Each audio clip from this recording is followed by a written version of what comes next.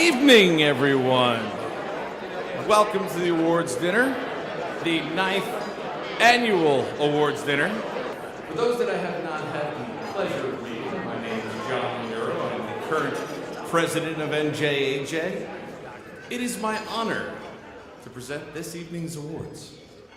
Before we begin, I want to acknowledge those of you who purchased an ad in tonight's journal. Make sure you read it, check out everybody that put things in. Your support helps us make this event possible. Thank you. I also want to extend an appreciation to the awards committee for their time, the thoughtful work in shaping this event. They are Drew Britchard, Mike Ferrara, Tommy Ann Gibney, Tracy Hinson, Mike Maggiano, and Jordan Pedersen. As we gather tonight to honor, there you go. As we gather tonight to honor our exceptional honorees, I'm reminded that the power and prestige of our association is a reflection of our members' leadership and unwavering dedication in the progress and protection of justice. It is an honor to serve as NJAJ president in a leadership role, following the footsteps of many mentors, NJAJ past presidents, some of whom are here tonight. NJAJ past presidents, if you're here, please stand up so we can acknowledge you.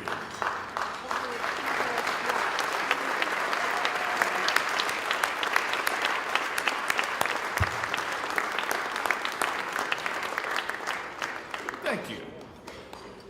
On that note, a brief reminder that the deadline to submit a nomination for the NJAJ 2027 election of officers is tomorrow. So if you want to nominate somebody, do it now.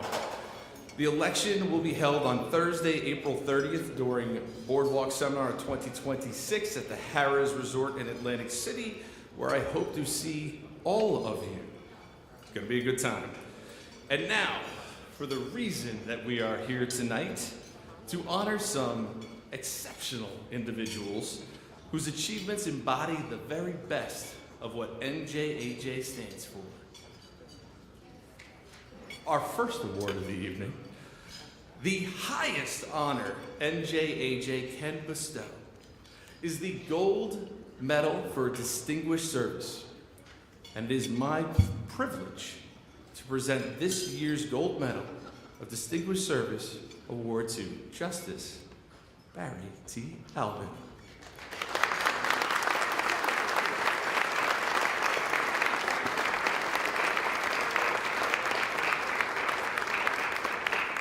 Justice Albin has served 2 decades on the New Jersey Supreme Court and is currently a partner in the litigation group at Lowenstein Sandler and the chair of the firm's appellate practice, and I had the pleasure of appearing before. His unmatched perspective is shaped by more than 4 decades as a prosecutor, defense attorney, and civil litigator, and as a justice of our state's highest court. Justice Albin has been described as the consummate jurist and a constitutional giant. And those are not just mere compliments, they are a reflection of a career legacy defined by opinions that shaped the law, dissents that became the law, and reasoning that influenced courts' understanding of the law. It is with great pride and gratitude that I present Justice Albin with this award. Please come up.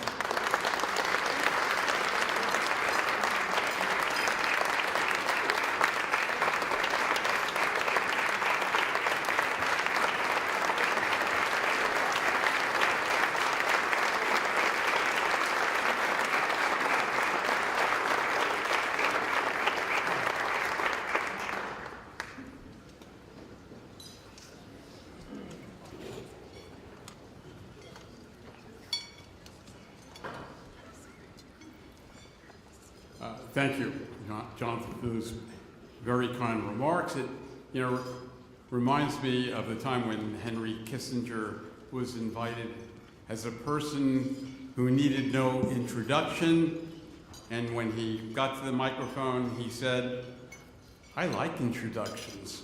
So, thank you. Several months ago, when I saw on my telephone screen that Jonathan Lemura was calling, I thought to myself, wow, this could be a referral. You can only imagine my disappointment when I heard that I will be receiving the highest award that could be offered by this great organization. Truthfully, I was delighted and humbled to receive the call and learn that NJAJ had conferred on me this incredible honor and rescued me from irrelevance as well. Thank you. I want to congratulate all the awardees who honor this evening for the great contributions they've made to the bar. No greater recognition can be paid to an attorney than to be held in high esteem by one's peers. Thank you very much for this special award. Now, when I was a practicing attorney, I appeared before many difficult judges throughout courtrooms throughout the state. And I often wondered about the distorting effects that robes had on the way judges perceived themselves and how they thought they were perceived by others. It was only until I became a judge myself that I came to realize how truly wonderful I am. Well, at least for this evening, without my magic robes and my distorted perceptions, I'm feeling wonderful again. I want you to know that you have to be really careful about attorney advertising billboards. I saw one the other month, just one line: "The justice you deserve." I turned to my wife and said, "That's exactly what clients don't want." So I want to take this opportunity to offer a few remarks about the challenges facing our country and our profession, and all of us who care deeply about the rule of law. My remarks are not about politics or party or partisanship, but about our common aspirations and ideals in this year in which we celebrate the 250th anniversary of our country's birth.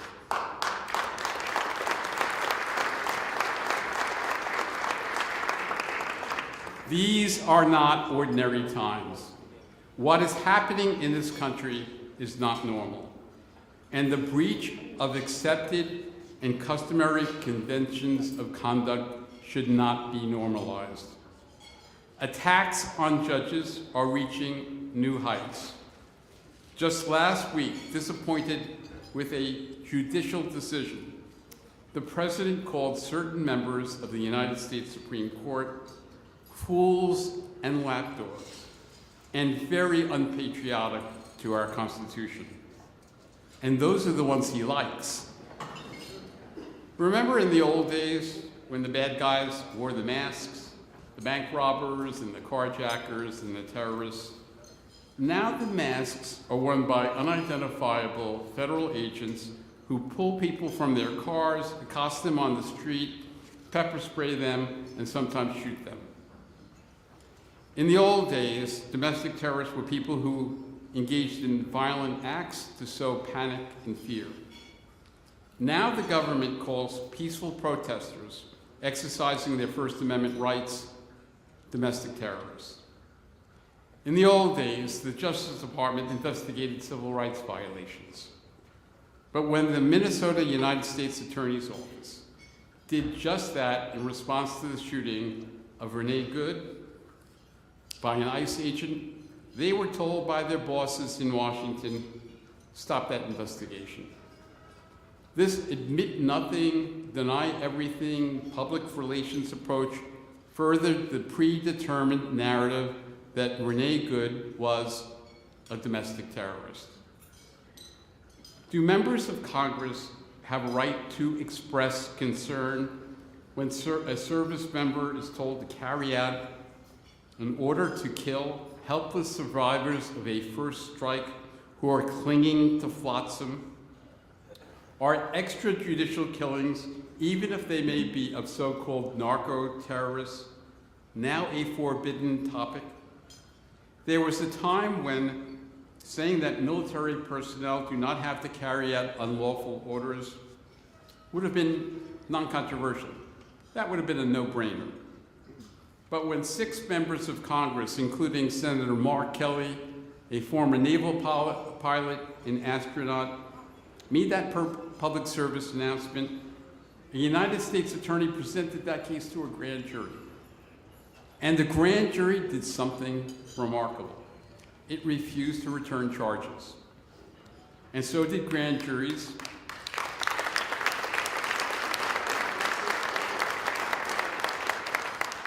And so did grand juries that were asked to indict New York's Attorney General. We had thought that a grand jury would indict a ham sandwich, but now we learn they are getting kosher. The Capitol Police and the DC Police, who protected the cathedral of our democracy on January 6th, should be applauded for their heroism.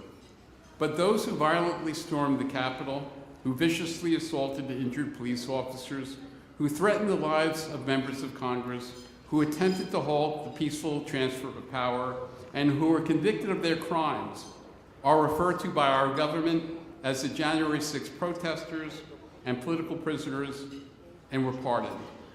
And the federal prosecutors and FBI agents who were assigned to bring them to justice were fired or driven from their offices. There is a statute in New York Harbor that has inscribed in it the words, "Give me your tired, your poor, your huddled masses yearning to be free." Recently, undocumented immigrants have been arrested, put on planes, sent to foreign lands, sometimes prisons, with no due process protections. Even American citizens have been wrongly detained and deported. Thank you. Take that as an affirmation.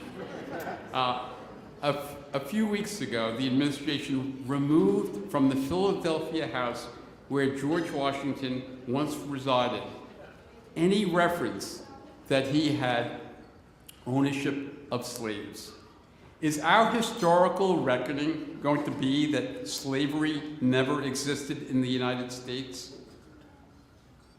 The other week, while appearing before a congressional committee, our Attorney General was asked a question related to the Epstein files, and she nailed the answer. The Dow is over 50,000 now. Hope you all have your stocks in the stock market.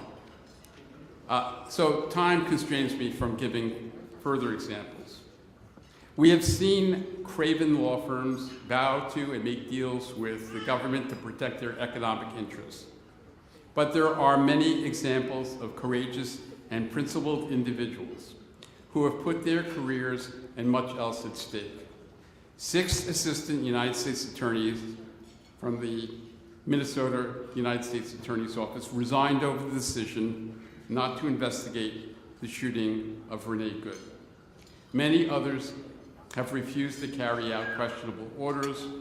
When an assistant United States attorney in the Southern District of New York declined to follow a Justice Department directive to dismiss an indictment against a political figure, he wrote, "I expect you will eventually find someone who is enough of a fool or enough of a coward to file your motion, but it was never going to be me." We have witnessed the breach of rules, of norms, and customs with breathtaking regularity. We have witnessed the fraying of bonds of civility and common decency, and we are witnessing an assault on our democracy and the rule of law. But we've seen this movie before. During the early era of our republic, with the Alien and Sedition Acts in their hands, the then in power Federalists engaged in partisan prosecutions of their political opponents, a period that Thomas Jefferson referred to as the reign of the witches. During the First World War, with the espionage act as a weapon, the administration rounded up peaceful protesting dissidents and socialists opposed to the war. During the Second World War, with the issuance of a presidential executive order, the government interned 120,000 Japanese Americans, 2/3 of whom were American citizens, who had committed no offense against the United States. And during the McCarthy era, with the Cold War as a backdrop, the authorities conducted witch hunts of communists engaged in government. We look back at those eras and we say, why were so many so silent, so complacent, when the rights of their vulnerable and fellow Americans were being egregiously violated? 250 years ago, the founders put everything on the line by signing a piece of parchment and pledging their lives, their fortunes, and their sacred honor for a cause whose outcome was far from certain. The transcendent ideas for which they fought, and many died, are what we are celebrating this year. You are the heirs of that great struggle for liberty, and the torch has been passed to all of you. We must not accept with inevitable resignation the outrages of the day. An organization as large and diverse and big-hearted as this one has a powerful voice, and we all have voices. Let's not be silent. Let's speak up. Let's be heard. That is the true spirit of 76. Thank you for this great honor. Give me the floor. Thank you.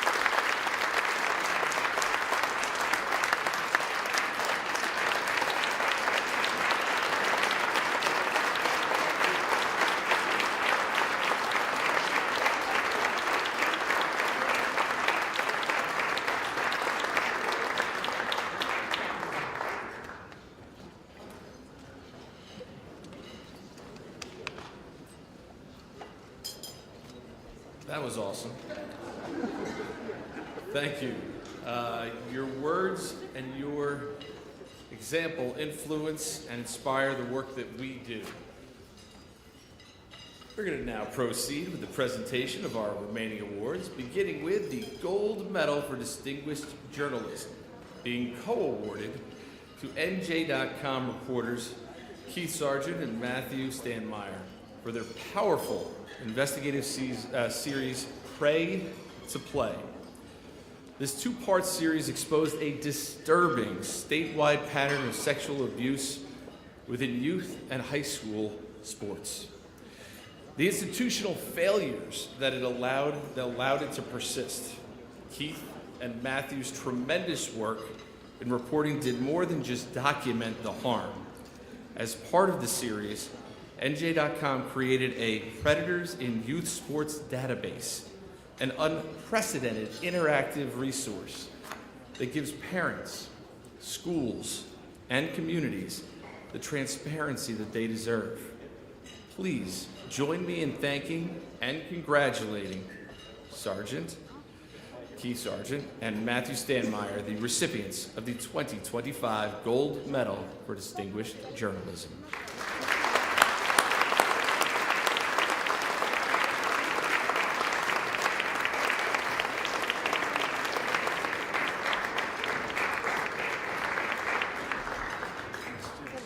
Thank you. I think about the movie, there's a movie called Funny People, and Adam Sandler and Seth Rogen are these comedians that are speaking at this fundraiser, and right before they're about to do their act, James Taylor, the legendary James Taylor, performing Fire and Rain, and you see Adam Sandler and Seth Rogen are standing there to the side, like, well, who's going to go up, next? And Seth Rogen goes, I'm not going up. I'm not following up Fire and Rain. Judge Albin, you are Fire and Rain. That was an amazing, I'm not going to forgive Jonathan for having us follow Judge Albin. So I wanted to say thank you, congratulations to our fellow nominees. Thank you for this incredible honor. We're standing in a room full of people who spent years mastering the rules of evidence and procedure. We're reminded how different and yet how similar our daily battles are. You argue your cases before a judge. Matt and I, we argue our cases before the public. But tonight, it's clear we're all on the same side of truth. That was evident as Jonathan so eloquently talked about our series, Pray to Play, our series of investigative stories that revealed how youth sports in New Jersey has become infested with an alarming number of sexual predators, compelling several experts to describe a sexual abuse crisis. The headlines have become almost as predictable as they were sickening. Another youth sports coach in another part of New Jersey arrested for assaulting another young athlete. It was after one such story covering a shocking arrest of a beloved coach that Matt and I started asking questions. How many sports coaches have been accused of sexually assaulting their athletes over the past year? Why are so many coaches seemingly preying on young athletes? And is anyone paying attention? Our reporting set out to make the public aware how commonplace and pervasive abuse has become, evident in virtually every sport. We began by compiling a data of arrest and searching offender court records dating back a decade, which was the backbone of our investigation. As a result, the multi-part series included a first-of-its-kind database showing that since 2015, at least 141 youth sports coaches, trainers, and industry workers have been accused of sex crimes across the state. 141. It was especially alarming to see that number. Matt and I, both parents of children in youth soccer and basketball. It was especially alarming to see that number. My wife said something that hit me deeply. She said, "There's nothing that I, as a regular citizen, can do about it. But Matt and I could, and everyone in this room can." The reporting received widespread acclaim for shining a light on blind spots in the system. Perhaps no detail more jarring than some predator coaches and violent offenders who were supposed to be listed in the state sex offender registry had been mistakenly left off. Numerous lawmakers expressed outrage in response to the report, including Governor Phil Murphy, leading to bipartisan legislation that would require all coaches and youth sports organizations in New Jersey to undergo annual background checks before working with athletes under the age of 18. That legislation was reintroduced last week, and lawmakers we've spoken to believe it will be signed into law at some point this year.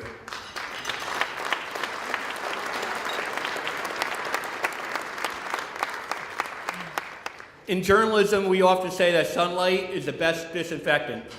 In this room, you know that discovery serves much the same purpose.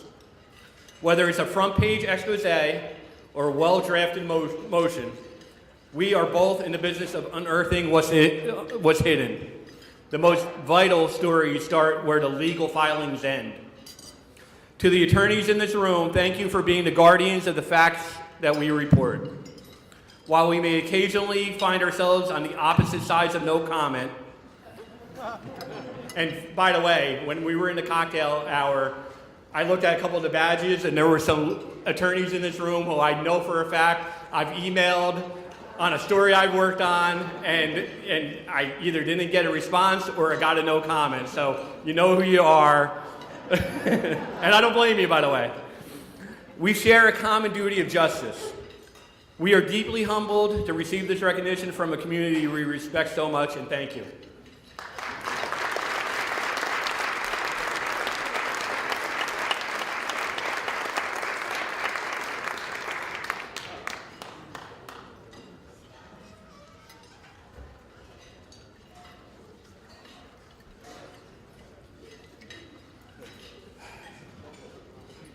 Okay. Next, we will turn to the Gerald B. O'Connor Trial Lawyer Award. which honors attorneys who embody the extraordinary skill, creativity, and professionalism that define Jerry O'Connor's career. Jerry was recognized as one of New Jersey's leading plaintiff lawyers, but even more, he was known as a man of principle, true to his word, fair in his dealings, and a fierce advocate for his clients. A longtime member of the New Jersey Association for Justice, Jerry is remembered through this award created in his honor. It's presented to a veteran, current, or former NJAJ member who, like Gerald B. O'Connor, has built a stellar legal career, and in doing so has demonstrated exceptional skill, ingenuity, and professionalism. Tonight, we recognize 5 recipients with this award who embody those qualities and continue to elevate the standards of our profession. We're going to present these awards in alphabetical order by last name, beginning with Beth G. Baldinger. Beth.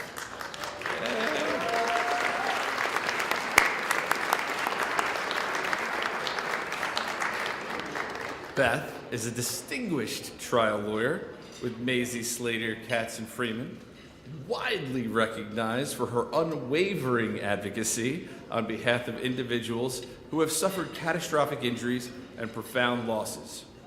For more than 25 years, she has been a national leader in crime victims' rights, championing children harmed by foster care and daycare settings, thank you for that, survivors of sexual assault and domestic violence, families who have lost loved ones to homicide, and individuals whose civil rights were violated by police misconduct. A creative and tenacious litigator, Beth has advanced cutting-edge claims in state and federal courts across the country. In 2022, she secured the landmark Xavier Ingram police brutality settlement, the largest in New Jersey history. Her achievements and character exemplify the qualities of the Gerald B. O'Connor Trial Lawyer Award, created now in her honor, too.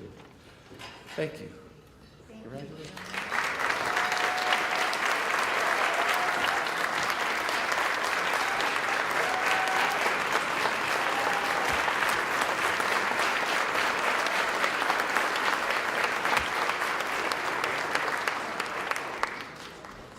Thank you, John, and congratulations to all of this evening's award recipients for shining your light and passion out there every day.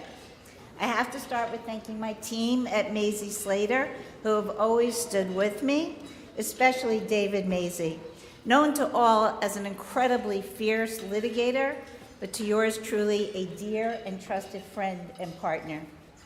Thanks, Dave. My children, Izzy, Field, and Lauren are here, and some of my dearest friends surround me at this table, without which my life would not be the rich tapestry that it is. I know you've only given me 3 minutes. I will go as fast as I can, but everyone knows I don't do anything in 3 minutes.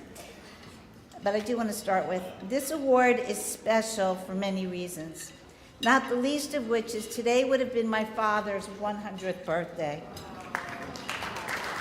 So this is interesting now. He was born February 26, 1926, the 5th son of immigrant parents. He was born upstairs in the grocery store. They lived upstairs from the grocery store. All of my parents, my grandparents actually, immigrated here from Europe. None spoke English. They had nothing but a desire to work hard for a dream of a better life. Not unlike most immigrants here today, who deserve our respect and our support.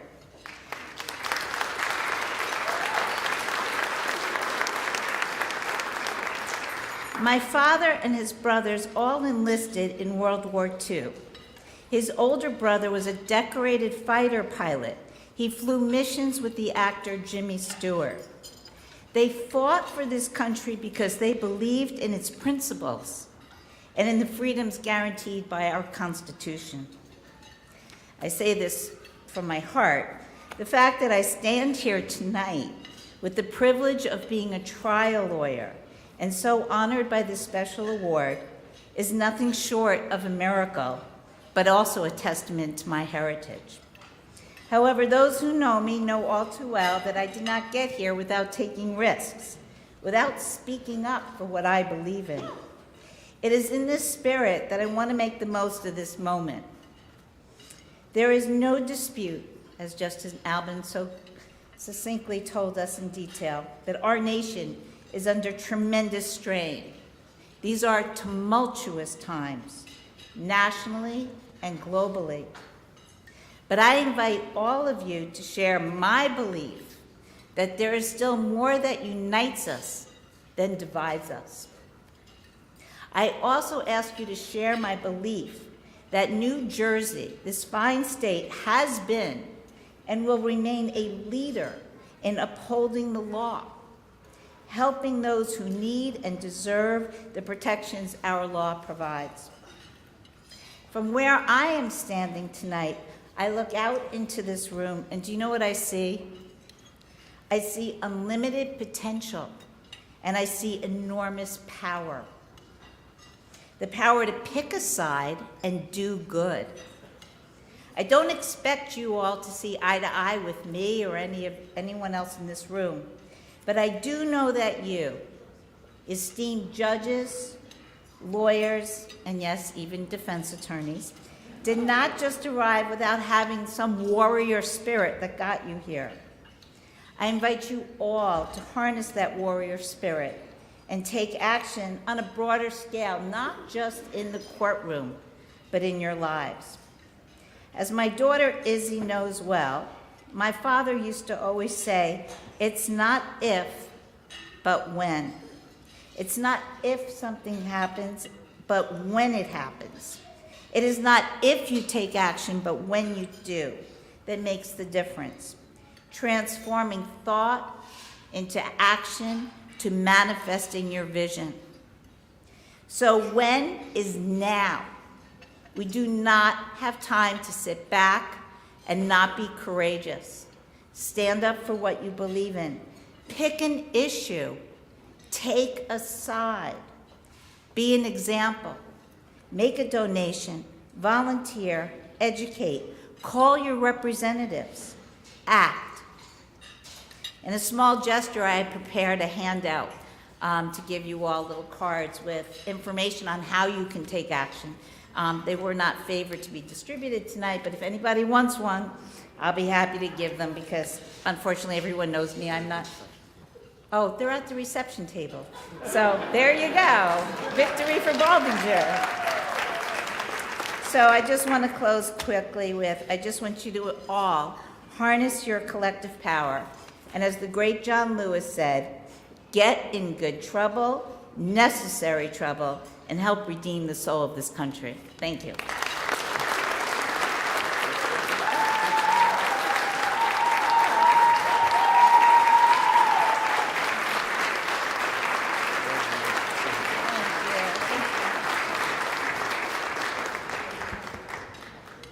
Our next Gerald B. O'Connor Award recipient is Stephen Barry, a lifelong resident of Cape May County who has dedicated nearly 50 years to the practice of law in a community he calls home. Since 1976, Steve has built a respected personal injury practice, one he now shares with his wife, Suzanne Paisley, and his son, Alfred Barry, all active and valued members of NJAJ.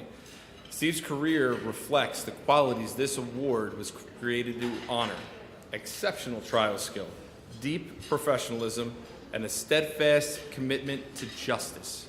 Certified as a civil trial attorney since 1989, he has represented countless individuals with integrity, compassion, and unwavering advocacy.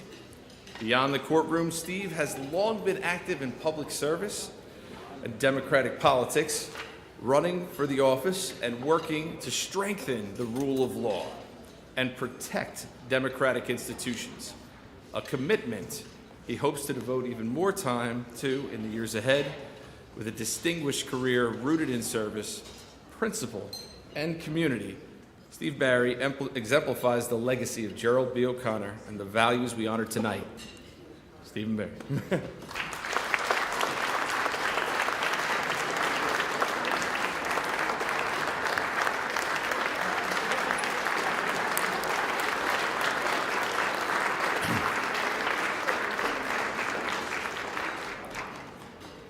It's particularly touching, of course, to be recognized by your peers because they know your foibles as well.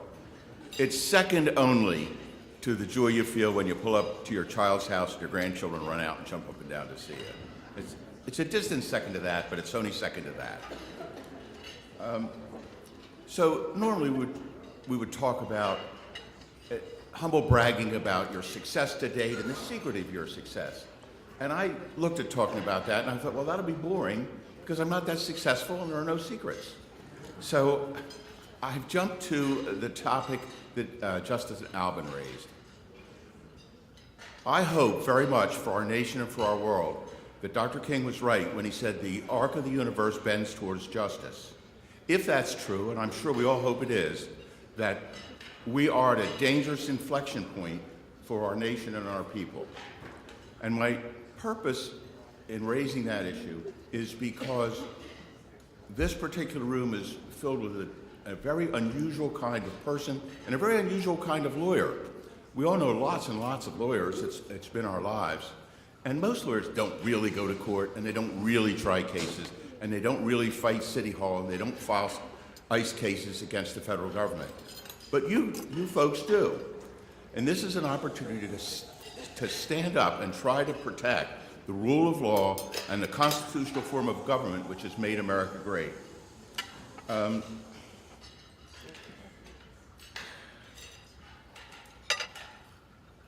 Many of us feel that everything is at stake for our society and for our rule of law right now. And each of you has the ability to stand up. And if you're old and feeble like me, at least the law's been good to most of us. So we can contribute to candidates, we can march, we can protest, and we can support candidates who have a shot at tipping the balance in our national legislatures. So stand up, speak up, fight, and contribute, and God bless us all because we'll need it. Thank you.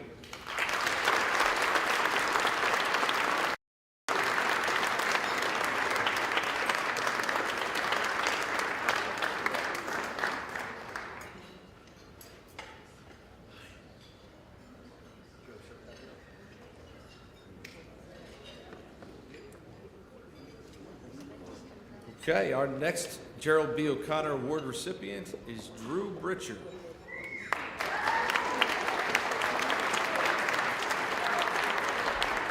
Drew is a partner at Britcher, Leone, and Sergio, and one of New Jersey's most accomplished and influential trial lawyers.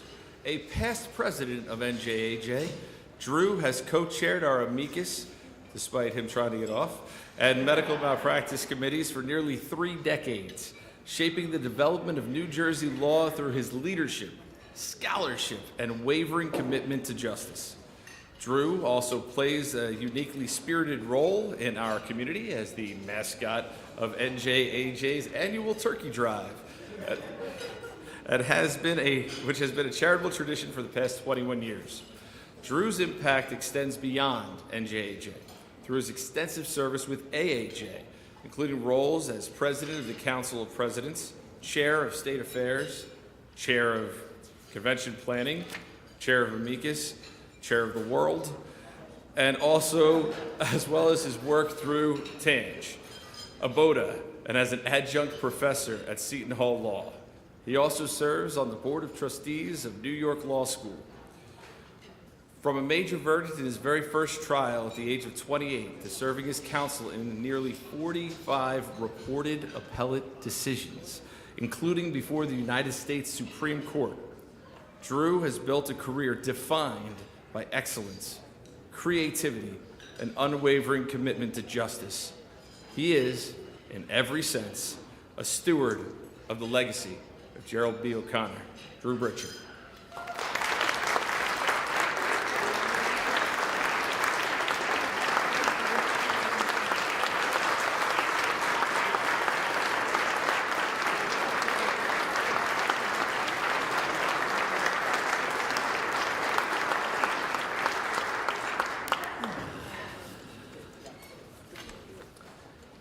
Let me start by thanking NJAJ and the Awards Committee for choosing me and Jerry Baker for nominating me.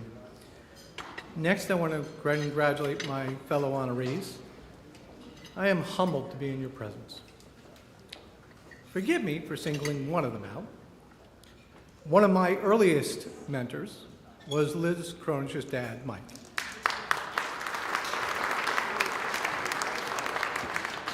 How fitting that we are here on the same night. Let me recognize the deep contributions that came from my time at Rutgers and New York Law School, my involvement in NJAJ, and the guidance I've received from Corny, Debbie, and the staff. I'm particularly honored by this award because of its namesake. Over my career, the greatest honor was to be in some way compared to Jerry O'Connor, Bernie Conway, or Skippy Weinstein. My first firm, Stern Steiger, allowed me to hone my craft early, and they are represented tonight by my former partner, Stu Reeser. Of my NJAJ family, I want to thank Bruce Stern for taking on 10,000 white coats while I sat in the State House trying to protect people's rights. Chris Plesatella for his work on trial lawyers' care that allowed us to do so much to help the 9/11 families. Ken Andrus and his partner Mike Berger for their sage advice over the years. Mike Donahue for his years working with me on the amicus committee. And two special friends, Abbott Brown, who gives me way too much credit at times, and Don Caminiti, who I consider to be the greatest trial lawyer I've ever known. I really want to also thank my friends who are here from Mount Tabor, from the Brick 46, for my Rutgers tailgating and road trips. You guys really tend to remind me of my roots. I want to thank our friends Rob and Julie Gleason, who traveled from Minnesota to be here on Rob's birthday. I've taken this journey with many people, but my partners Armin Leone, Mindy Michaels Roth, now a United States Court of Federal Claims Special Master, and Ty Sergio, along with our senior counsel Jessica Chopra, our office manager, Priscilla Goldman, and our staff have allowed me to have the spotlight. So now comes family.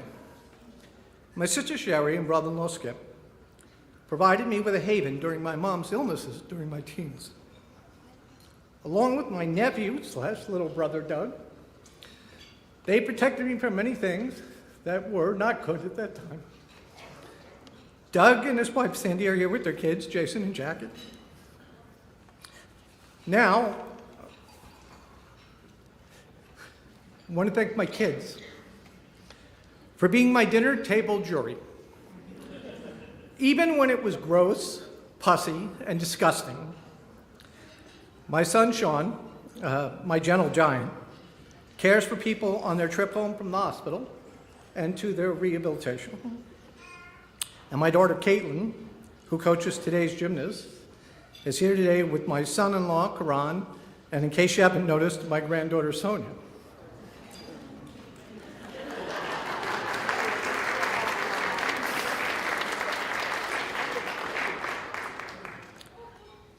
Finally, the two women who allowed me to focus upon doing what I love. My first wife, Elaine, who lost her battle with breast cancer 2 years ago, but who taught my kids the importance of helping others. And my wife, Stephanie, the most academically gifted member of my household by far, who I now share travel, entertaining our friends, movies, the Vikings, and our lake house in Minnesota. You keep me grounded and ready for my next challenge. I love you all. Thank you.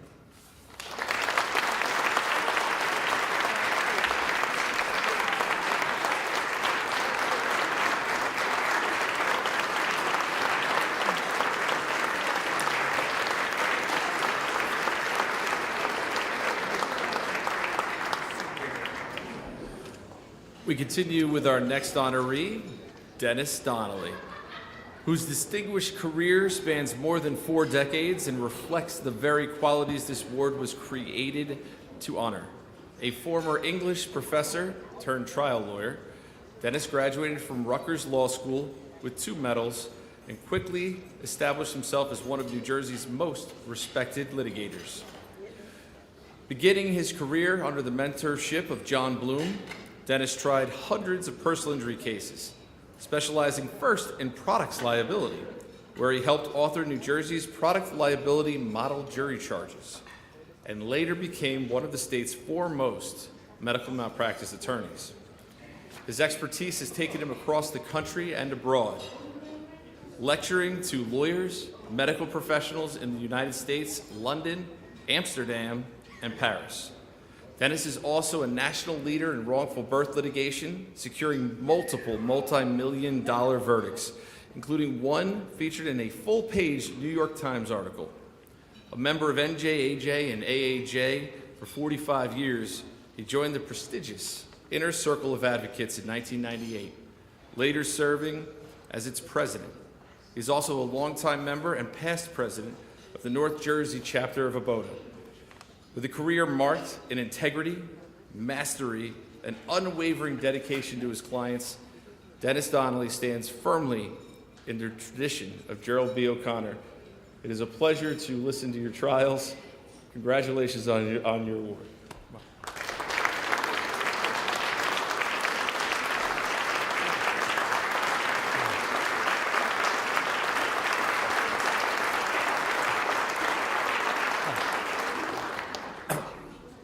Such a lovely bio from Jonathan. I should probably sit down now and say nothing, but you know that won't happen.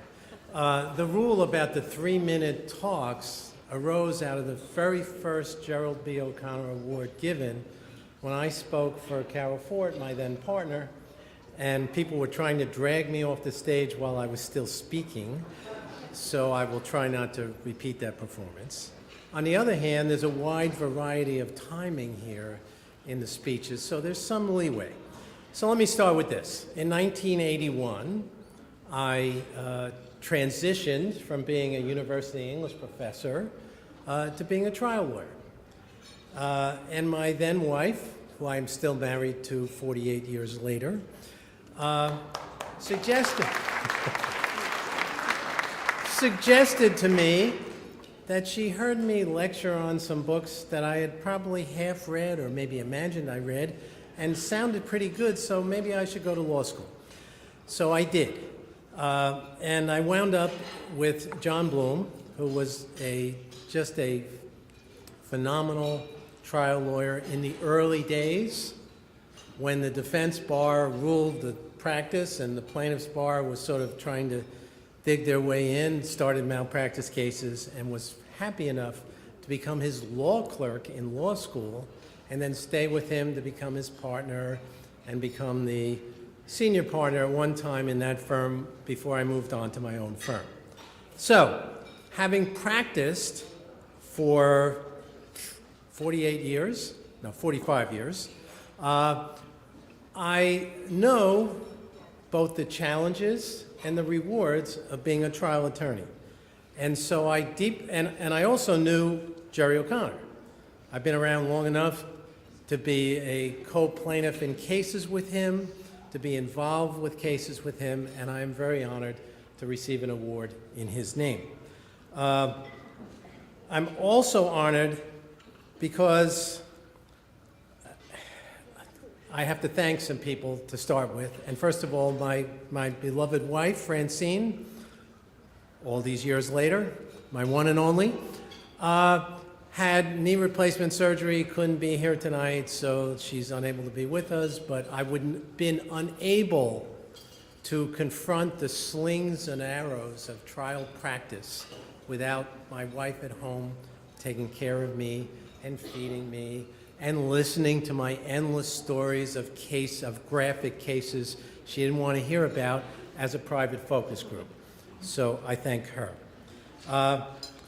I also thank my work wife, who also happens to be on vacation in Aruba, which she well earned. Her name is Julie Wilson.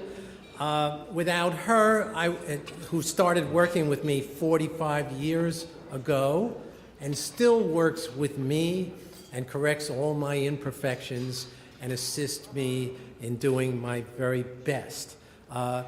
Men in the audience, if you can get 2 women to stand by you and help you and caution you against your own extremes, you're in a good place. All right. So let me go on. Not too long. What do we do in trial practice? It's an interesting profession we have. It's challenging. It's rewarding. But we basically tell a story through other people, witnesses, some lay witnesses, some expert witnesses, and we suffer through their frailties, their strengths, their abilities, and we try to harness those abilities in some ultimate tableau that presents our side of the case. And what do trial lawyers do? Only one side wins a trial. And by the way, the best times I've spent in all my years in practice have been when I am on trial, because I have one client, I have one case, and I am digging into that case and learning how to best present that case.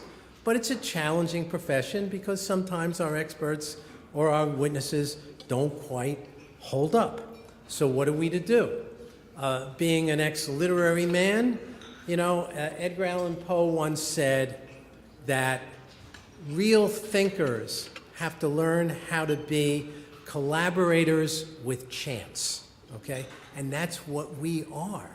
We're collaborating with the chance of a trial where things go right, they go wrong, and we have to live through both parts of that extreme. So, trial lawyers. Mahatma Gandhi tried one case because he thought he was going to be a trial lawyer in South Africa. He was so terrified by the risk of trial lawyer that he gave up that career, and he decided that maybe unifying India would be an easier job than being a trial lawyer, okay?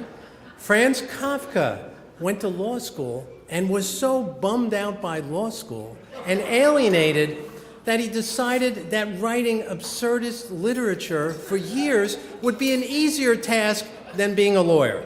So it's not an easy thing we do, but we do it because we feel compelled, because we must. I'd like to thank my son, Dennis Fitzgerald Donnelly, with that nice Irish name, who has been inflicted upon him 3 different awards dinners for his father, where he had to sit there and listen, knowing full well that some of the things that were said, were maybe true or maybe not. But in any event, so I think I'd also like to thank Paul DaCosta and his law firm, and we've just named it your law firm. I hope Sarno will forgive us, because it's been a great place for me to be of counsel, to be working with people I respect and I admire, and who, together with me, assist me. 2 more things and I'm done. There are the last 4 complex, difficult cases I have tried to a verdict. I have tried with young lawyers as a second chair in the trial. 2 of them are lovely young women who unfortunately couldn't be here tonight for different reasons. One has the flu, and the other is stuck in some airport somewhere trying to get here. But they did a nice job. Nick Ramasa is here. He also did it with me. We have an obligation to educate the people coming behind us who want to do this gruesome, challenging job that we do. And the best way of doing that is to involve them in our trials and help them learn how to do it the best that they can do. So I think, while violating the 3-minute rule, I probably have finished all those things I wanted to say, and I thank all of you very much. By the way, one last thing. There's always one more question that lawyers have they say they wouldn't have, and it basically goes like this. I'm very happy to be in this group of recipients with two very, very fine women lawyers. We need more women in this challenging profession. We need to reward them. And unfortunately, I've dropped the water on the podium, so I think I'm done. Thank you.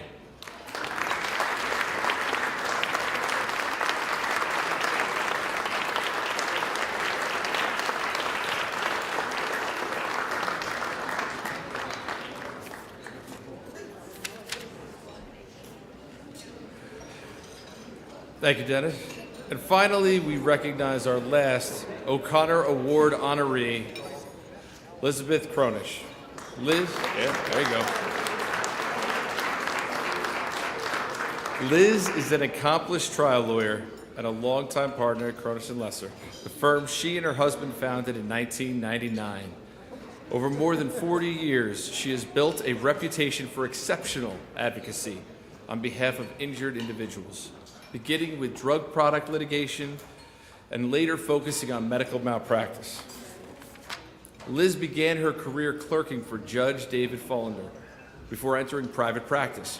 Her work defined by meticulous preparation, deep subject matter expertise, and an unwavering commitment to ensuring that her clients receive justice and dignity.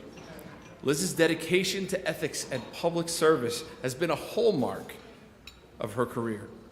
She served on the District VB Ethics Committee and was among the volunteer attorneys who provided pro bono representation through Trial Lawyers Care after the September 11th attacks, one of the most significant pro bono efforts in American legal history. A devoted member of NJAJ, Liz served for many years on our Board of Governors, is a respected educator, lecturing on ethics, medical negligence, and providing medical causation in personal injury cases. Through her professionalism, skill, and steadfast commitment to justice, Liz embodies the spirit of the Gerald B. O'Connor Award. Liz.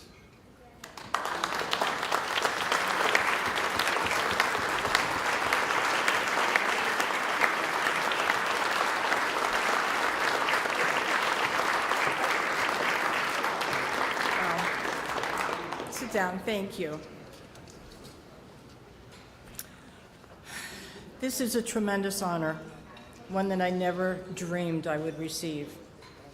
When John called to tell me that I was selected for the award, I was shocked. I'm not going to tell you the words that I said to him. Do you remember? I immediately thought to myself, I am not one of the luminaries of this organization. Why me? But after discussing it with my family, I came to realize that I mustn't compare myself to others, but rather must accept the fact that even the smaller cogs in the wheel are important for the contributions that we all make. When I started thinking about what I wanted to say, I thought about actors who receive awards for their performances as characters. But to the contrary, what we do as attorneys, especially in the courtroom, aren't performances at all. What I was taught early on, as I'm sure most of you were also, is that we must be ourselves. We can't try to be or act as someone else might. As a minor example, during my last trial, I was examining my expert witness, and I asked him a question which led to a look of a deer caught in headlights from him. I said, "Did you understand the question?" And he said, "No." And I said, "I didn't either." That got a big laugh from the jury. And I think that was just one moment among many during those 2 weeks of trial that allowed me to connect with them because I was being myself. When I began practicing, I had some very large footsteps to follow. As Drew mentioned before, my father, Mike Cronish, was president of this organization in 1979, in this organization's precursor, Atla, New Jersey. He was my hero and my mentor. I was blessed to practice with him for 15 years before he retired. One of the many lessons that he taught my siblings and me is that we must leave this world a better place than how we found it. No single one of us can change the entire world, but we can all focus on a part of it and do what we can to improve it. One of the most important practice lessons that I learned from my father was the value of collaboration. Many of our family vacations when I was growing up took us to ATLA conventions across the country. I saw then, as I've seen over the past 42 years in practice, the value of having colleagues who are willing to share, workshop, critique, and cheer us on as we do the work that we have been called to do. Aside from the satisfaction of achieving justice for our clients, for me, the most rewarding aspect of my career has been doing pro bono work. The standout was working with Trial Lawyers Care after the September 11th attacks. That effort, which was huge on the part of everyone involved, exemplifies what an incredible organization this is and how lucky we are to be a part of it. I am grateful for this honor, and I look forward to many more years of collaboration in order to continue the work that the warriors who came before us have inspired us and enabled us to do. Thank you.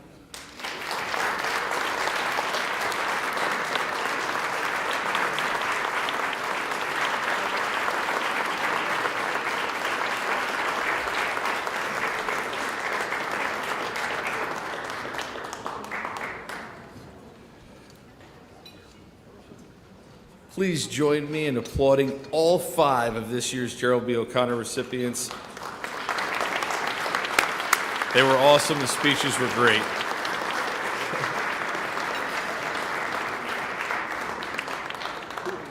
As we continue tonight's celebration, we now turn to an award that embodies leadership, mentorship, and the advancement of women in our profession, the Meyer-Siegel Award. The Meyer-Siegel Award bears the names of 2 trailblazers whose foresight and commitment transformed our association. Joan Friedman Meyer and Anne Bernice Siegel, in 1993, founded the Women Litigators Luncheon, a program that has grown into a twice-yearly, highly anticipated gathering. The next one will be taking place at Boardwalk, which I expect all of you to attend. Each year, the co-chairs of the Women's Trial Lawyer Caucus select a recipient whose work reflects the values of leadership and mentorship which the Women Litigator Luncheon stands for. It is my privilege to present the Meyer-Siegel Award tonight to Tori Shaw.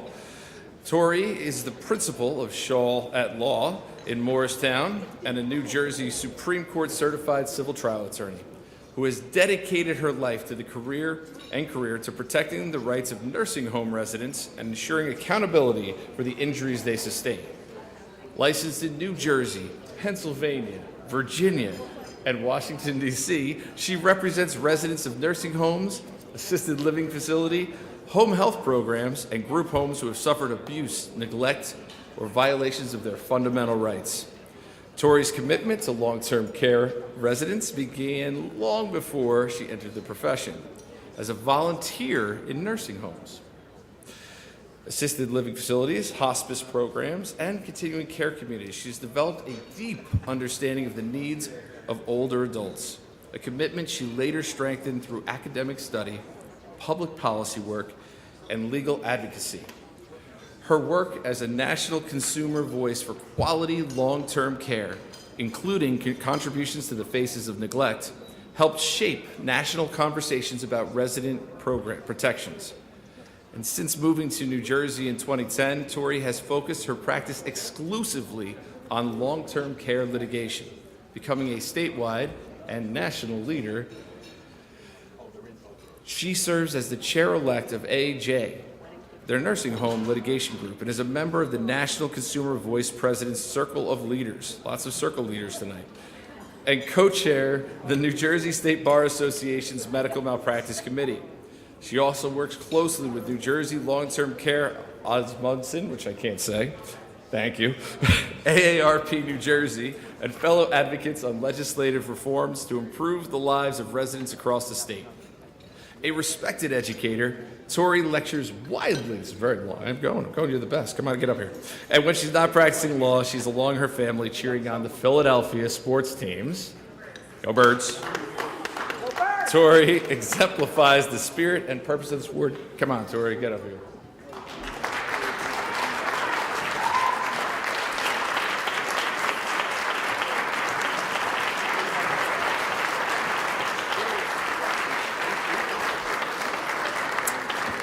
Hi, everyone.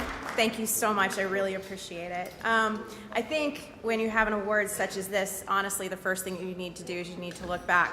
So that was the first thing that I did, is I went back and I looked at the list of all of the prior recipients. And I owe a huge thanks to a number of these people, including Tommy Ann Gibney, Alexa Diamata, Rachel Placitella, and Derek Quattrone. But a huge thank you also needs to be made for those who are not prior recipients, and they need to be honored. Tracy Hinson, Jennifer Emmons, Deborah Goff, Stacy Salem Antonucci, Trish Giordano, Deb Maines, and Liz Cronich. Thank you. All of you have been mentors and a support system for me since moving to New Jersey 16 years ago, whether you knew it or not. There's a number of people, I've just been kind of stalking you, so thank you. But how you've held yourself out with dignity and respect in the courtroom and outside the courtroom has affected me, and it's affected so many others who are making their way through this practice. I would also be remiss if I did not thank all of the members of NJAJ who have supported me in my career, with a special thank you to John from Jersey, and Frank Rodriguez. You are greatly appreciated in your understanding of the challenges in this particular career that holds for women, so thank you. However, this award is about paying it forward to the phenomenal women on their way up and through. Two things that I've noticed over the last few years. Yes, more women have seats at the table. It's fantastic. But a minimal number of women are running the table. While we are amazing advocates for our clients and families, we often struggle with being our own best advocates. We were taught, as young girls, to be perfect and not to take risks. Be perfect. What I hope to see in the future is more women taking risk, taking up space, and never compromising yourself out of fear. The grass is greener where you are because of the value you bring to it. Truly, the people you need to make happy the most in your life is the 8-year-old version and the 80-year-old version of yourself. Knowing that you live bravely for yourself and those that you represent. Taking those chances and saying the things that need to be said, as so many have done here tonight. To Colin, my husband, thank you for your unending support as we continue to fight for everything we want out of this one life. To Mason, it's my son, he's right there. Thank you for the reminder to celebrate even the smallest successes. But please also remember, failure is a part of success. You're allowed to fail. It's gonna happen. But what you have to do is you have to keep showing up.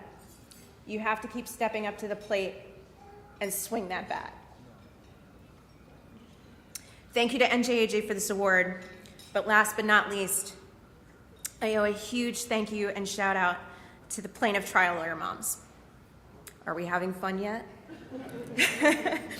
I believe that we are the most skilled mama bears known to mankind. Without batting an eye, you jump to fight for your family, my family, your clients, your communities, and our state. Some may say we're too much, but I'm thankful and grateful for you and to be a member of that tribe every day. You are seen, heard, and appreciated for all that you do. So thank you.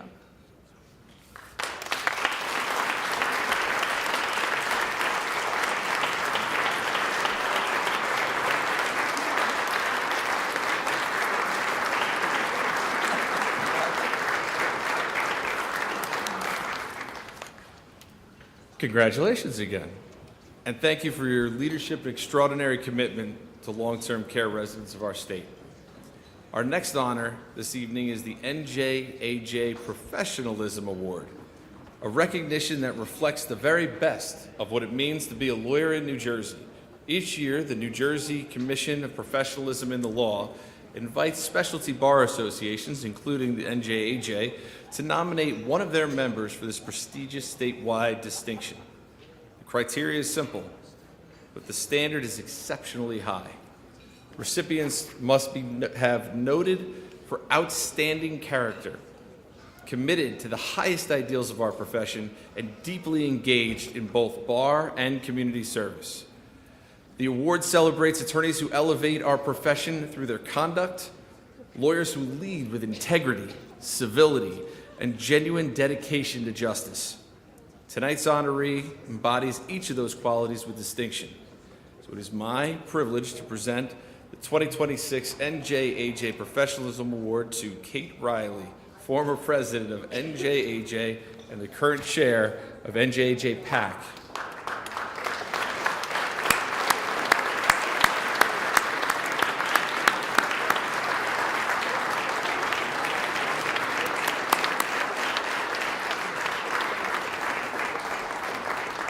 Gotta wait a little longer. I gotta talk about you. Kate is a partner at Brady, Riley, and Cardozo, LLC, and has devoted more than 4 decades to representing injured individuals throughout New Jersey. Widely regarded as one of the state's most respected personal injury and civil trial attorneys, she secured numerous multi-million-dollar verdicts and settlements on behalf of accident victims and built a career defined by integrity, skill, and unwavering dedication to justice. She began her legal career at Bud Larner in Short Hills, where she contributed to the landmark Agent Orange litigation that helped complex product liability and medical malpractice matters. Since 1987, she's maintained a private practice in Hudson County, focuses on personal injury, medical malpractice, catastrophic injury litigation, and playing golf. Her work has helped shape workplaces, roadways, and communities across New Jersey. And as noted, her leadership within NJAJ has been long-standing and deeply impactful. As a past president and now chair of NJAJ PAC, and she fights at NJAJ PAC. Thank you for that. She continues to advance the organization's mission of protecting access to justice for all New Jerseyans. Her achievements have earned her widespread recognition. She's selected to New Jersey Super Lawyers every year and repeatedly named one of the top 50 women's lawyers in New Jersey. She's honored with numerous awards, including the McLaughlin Award from the New Jersey State Bar Association.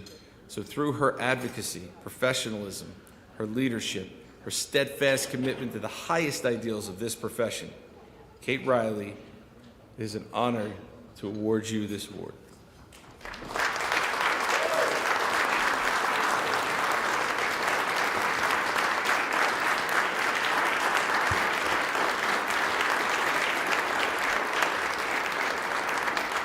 Thank you, everyone, and good evening. I want to thank NJAJ for this extraordinary award. I'm deeply grateful. It's a privilege to stand here alongside my fellow honorees to be recognized in the company of these lawyers and Justice Albin, all of whom have dedicated their careers in the pursuit of justice for their clients, is incredibly humbling. I'm also deeply moved by both Justice Albin's statements and Beth's statements and Barry's statements about the need to stand up and speak out about what is happening to the rule of law in our country today. And having heard that, as PAC chair, I want to make a PAC commercial and please ask you all to consider, if you're not a regular PAC member, to become one so that we can continue to have a voice in Trenton to protect our clients' rights and the people of New Jersey so as to continue to support the rule of law. When I began trying cases, there were not many women in trial practice and even fewer who stayed. I learned quickly that preparation was essential. But I also learned something just as important. This is a human profession. Behind every file is a person whose life has been changed. And on the other side of every case is a colleague doing his or her job. Over the years, some of my strongest professional relationships have been with adversaries. We have stood on opposite sides of the courtroom, argued fiercely, and then shared conversations while waiting for trial calls that for many years lasted hours or sometimes days. Professionalism does not mean the absence of advocacy. It means advocacy is grounded in respect. It means understanding the way we conduct ourselves before judges, before juries, and with one another. It shapes not only our cases, but the reputation of our profession. To the younger lawyers here tonight, your preparation will earn you credibility. Your integrity will sustain it. I'm especially grateful to my husband, Hank, and my children who have supported me throughout these late nights, early mornings, and the unpredictability of trial practice. Their steady presence has always reminded me what matters. They will also tell you that they've been complimented on questions during now adult business meetings, and when complimented, my son's answer is, well, I was raised by a trial lawyer. I am also very grateful to my partner, Diane, who continues to support me and brings joy to our practice. I accept this award with humility and deep appreciation for this organization, for this profession, and for the opportunity to have practiced law in a state where professionalism still matters. Thank you and congratulations to everyone.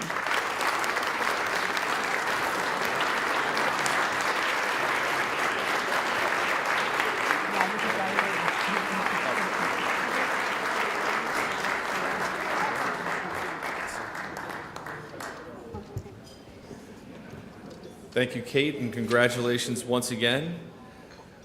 We will now close the program by recognizing a group of members whose work often happens behind the scenes, yet the impact is felt across every corner of New Jersey's legal landscape. Our NJAJ amicus advocates. Each year, these attorneys volunteer their time, and it's a lot of time, their skill, their judgment, to prepare amicus briefs in cases that shape the rights of consumers, workers, patients, and families throughout our state. Their advocacy strengthens the rule of law, protects access to justice, and advances the mission that unites our membership. Tonight, we are proud to present certificates of recognition and gratitude to our amicus advocates. So on behalf of the New Jersey Association for Justice, we recognize your meaningful contributions as amicus advocate. Preparing amicus briefs requires significant time, expertise, judgment, and a willingness to step forward reflects the deep commitment not only to your clients, but the broader legal community and the principles that our association stands for. And we are grateful for that dedication and expertise each one of you brings. As I read your names, please come forward and be presented with your certificate of recognition and gratitude. Rick Albuquerque.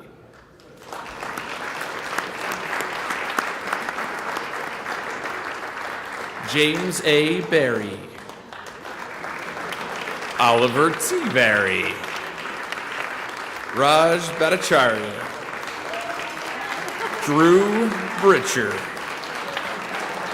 Paul DaCosta.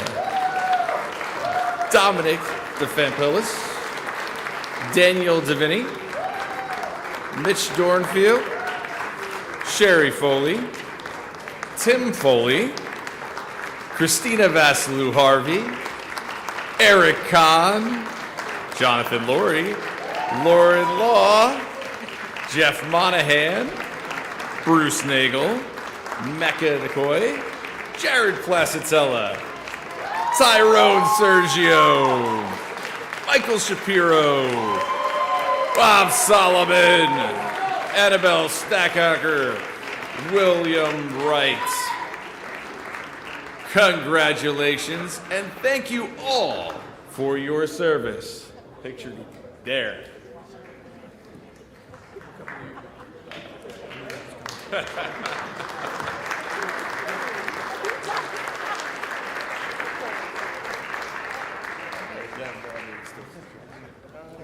got it. No, just got it. Don't Don't. Thank you once again to all of our honorees this evening and to each of you who joined us to celebrate their achievements. Tonight has been a powerful reminder of what makes this association so extraordinary. The skill, integrity, and unwavering commitment to justice that defines our members and strengthens our profession. To our award recipients, thank you for the examples you set. To our amicus advocates, thank you for the impact of your work. And to our members, friends, supporters, thank you for your continued dedication to NJAJ and the clients and communities we serve. I also want to extend my appreciation to the awards committee, the staff, and everyone who made this evening possible. With that, the 2026 NJAJ Awards Dinner is officially concluded. Please enjoy the rest of your evening. See you next time.